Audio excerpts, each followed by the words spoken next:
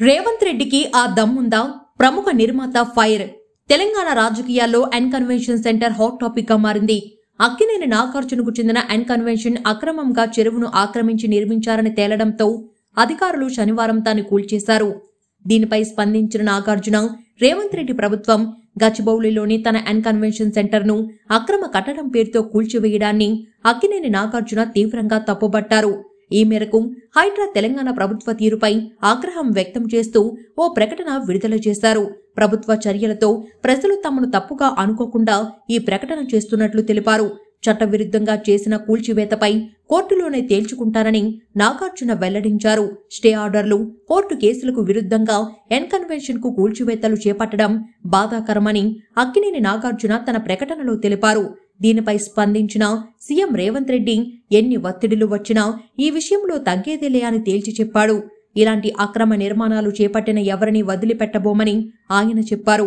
తాజాగా ఈ వివాదంపై దర్శక నిర్మాత తమ్మారెడ్డి భరద్వాజ స్పందించారు. ఓ యూట్యూబ్ ఛానల్ కు ఇచ్చిన ఇంటర్వ్యూలో ఆయన మాట్లాడుతూ, కూల్చడం స్టార్ట్ చేస్తే సగం హైదరాబాద్నే కూల్చేయాలంటూ షాకింగ్ కామెంట్స్ చేశారు. నాకు తెలిసినంత వరకు నాగార్జున ఆ ల్యాండ్ ని కొనుక్కున్నాడు.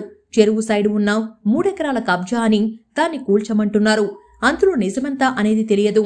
అయితే అక్రమంగా నిర్మించిన కట్టడాలన్నీ కూడా ఇలాగే కూలుస్తారా అంటూ రేవంత్ రెడ్డి ప్రభుత్వాన్ని తమ్మారెడ్డి ప్రశ్నించారు.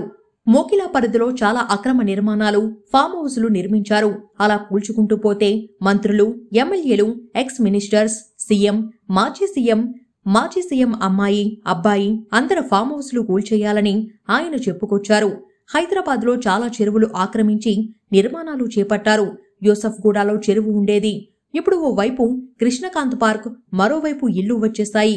మరి వాటి సంగతేంటని ఆయన ప్రశ్నించారు. ఇప్పుడు ప్రభుత్వంలో ఉన్నవారితో పాటు గత ప్రభుత్వంలోని నేతల ఇల్లు కూడా కూల్చాలని, మరి కూల్చే ధైర్యం సీఎం రేవంత్ రెడ్డి చేస్తారా అంటూ తమ్మారెడ్డి ప్రశ్నించారు. ఈ విధంగా తమ్మారెడ్డి భరద్వాజ తనదైన శైలిలో అధికార, ప్రతిపక్ష నాయకులకు చురకలు అంటించారు.